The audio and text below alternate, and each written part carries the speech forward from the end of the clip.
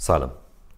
احساس کردم من به عنوان کسی که در مورد سینما حرف میزنم موظفم ویدئویی در مورد فیلمساز بزرگمون آقای داریوش مهرجویی و همینطور خانم وحید محمدی فر بسازم، یه مختصری در مورد جهان سینمایی ایشون صحبت کنم و اطلاعاتی بدم برای کسانی که احتمالاً کمتر ایشون رو میشناسن و یه ادای دین و ادای احترام خیلی خیلی خیلی خیلی خیلی کوچیک در حد بضاعتم نسبت به ایشون داشته باشم. برای همنسلای من احتمالاً آقای مهرجویی بیشتر با فیلم‌هایی مثل مهمان مامان و سنتوری شناخته شده است، اما اجازه بدین که برگردیم به سالها قبل.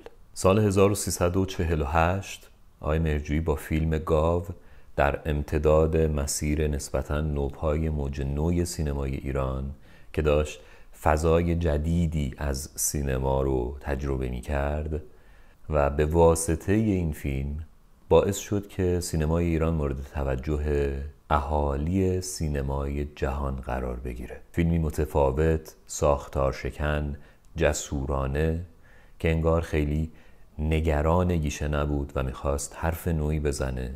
داستان مش حسن بود و عشقش به گاوش در اتمسفر روستایی ایران که شهرت جهانی پیدا کرد و مورد تحسین منتقدان برجسته سینمای اروپا و امریکا قرار گرفت. اگر الان سینمای ما بعضی از فیلم هامون، بعضی از فیلمسازانمون شانس این رو دارن که در سینمای جهان دیده بشه آثارشون و جدی گرفته بشن، از مسیری اومده که یکی از افراد بسیار مؤثرش آقای مهرجویی بوده.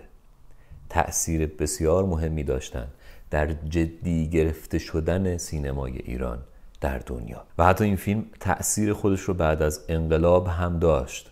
اصغر فرهادی میگه اگه فیلم گاو نبود ممکن بود که بعد از انقلاب ما اصلا سینمایی نداشته باشیم.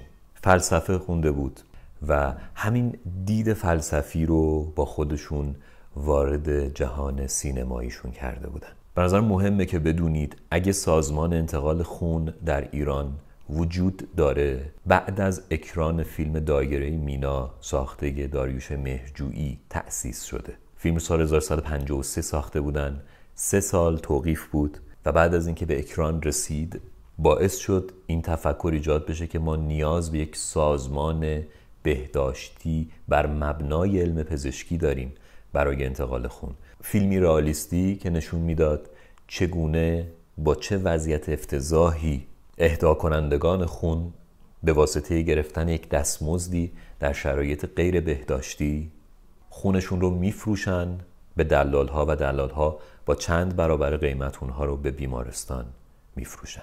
یک فیلمساز با ساختن یک فیلم باعث میشه سازمانی تأسیس بشه که تا سالهای سال جون کلی آدم نجات پیدا بکنه. به نظر من اگر یک فیلمساز در کارنامه هنری خودش به یه همچین چیزی بتونه دست پیدا بکنه کار خودشو کرده و اگه بعد از اون دیگه فیلمی هم نسازه همون یه دونه واقعا بسه.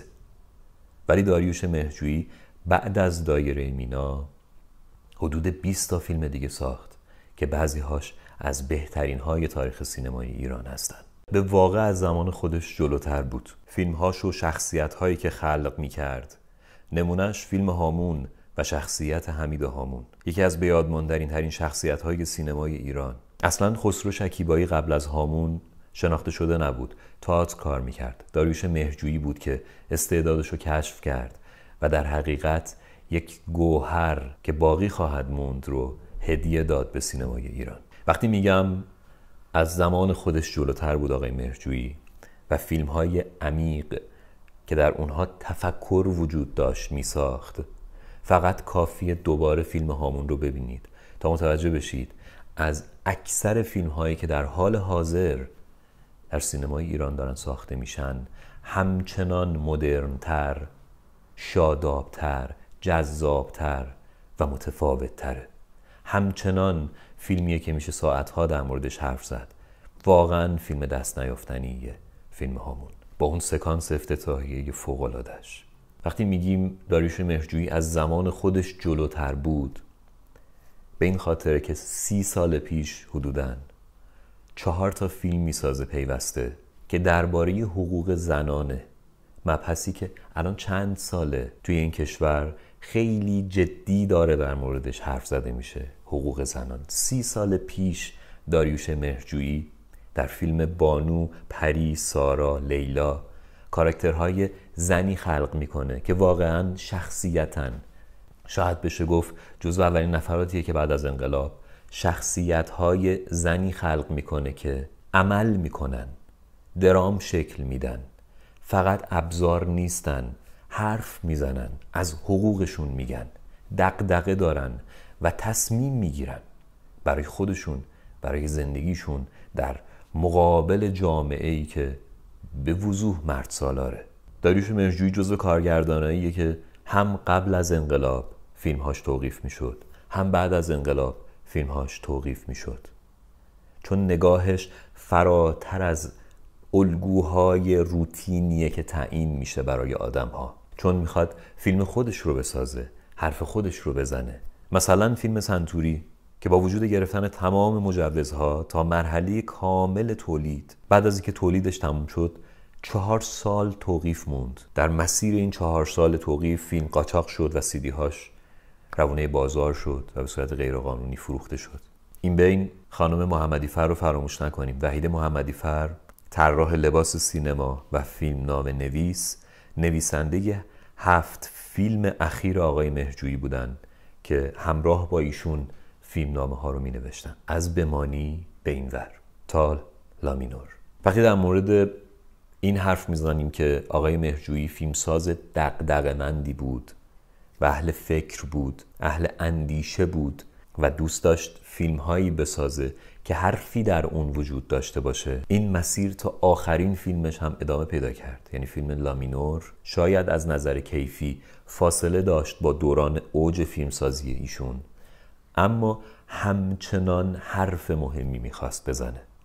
داستان دختر جوانی که انگار به واسطه زورگویی پدرش حق زندگی ازش گرفته شده بود، چون پدر اجازه نمیداد به عشقش که موسیقیه برسه، اجازه نمیداد اونجور که دلش میخواد زندگی بکنه و دختر در تلاش بود تا زندگی خودش رو به دست بیاره، اونجوری که میخواد زیست بکنه. شما فکر بکنید فیلمسازی در سن حدوداً 80 سالگی کماکان میخواد که فیلم‌های دغدغه‌مند بسازه و حرف مهمی توی فیلم‌هاش بزنه. با وجود این که من از نزدیک هیچ وقت ایشون رو ندیدم، شانسشو نداشتم، اما توی مصاحبه‌های اندکی که ازشون دیدم یا تصاویری که ازشون دیدم، همیشه این روحیه شوخ طبعی رو همراه خودشون داشتن. مثلا یکی از جذابترین لحظات سینمایی ایران، منظورم پشت صحنه سینماست، اون لحظاتیه که توی جشن دنیای تصویر، اگه اشتباه نکنم، آقای مهرجویی و آقای انتظامی دارن با هم دیگه شوخی میکنن و من همیشه برام خیلی خیلی بامزه بود و این برام عجیبه که همین دیروز که دوباره به بهانه رفتن آقای مهرجویی این ویدیو وایرال شد و من دیدم توی فضای مجازی، به خودم اومدم و دیدم همچنان دارم لبخند میزنم به شوخی هایی که آقای مهرجویی میکنه. بعد با خودم فکر کردم با وجود این حادثه تلخ، این فاجعه‌ای که اتفاق افتاده و بر ما گذشته که نگذشته، همچنان هست و خواهد ماند، و با وجود این که عملاً وقتی خبر اون اتفاق رو دیدم چیزی در من انگار منفجر شد، اما همچنان دارم به شوخی های آقای مهرجویی میخندم، در این حال که اون فاجعه رو دارم با خودم حمل میکنم. تجربه عجیبی بود برام. آقای مهرجویی فیلمساز بزرگی بود، تأثیرش تا همیشه روی سینمای ایران باقی خواهد ماند.